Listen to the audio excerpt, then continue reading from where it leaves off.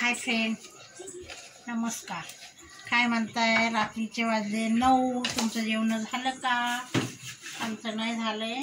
आता मी हे बनवते मुगाची डाळीचे डोसे.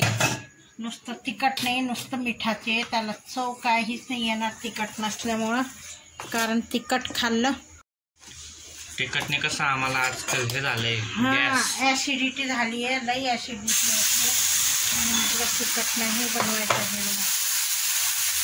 काय पण हे मूग भिजवलेली होती ना, तर म्हटलं आता फेकायची, त्याला मोड आलेले. मग ते मोड आलेले मुगाचे डोसे बनवा म्हटलं. ते खायला ते अख्खे मूग सकाळी भाजी बनवली, आता हे बनवा. आता हे खायचे, छान लागतात. जसं खाल्लेच नाही तू, आता सांगते मला. खाल्ले असं आठवत नाही. मग लई भारी लागतं. हे कुरकुरीत पण होतात.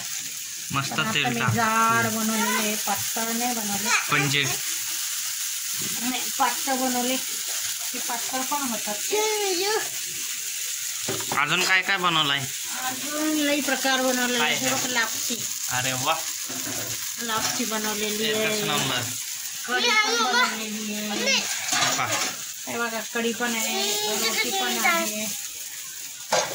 सगळा स्वयंपाक झालाय, फक्त चिल्ला राहिलाय. चिल्ला राहिला. तुम्ही काय म्हणतात चिल्ला? मी तवा टाकला नाही मित्रांनो. तवा टाकल्यावर हे बघा मित्रांनो, आता सगळे जेवायला बसलेत.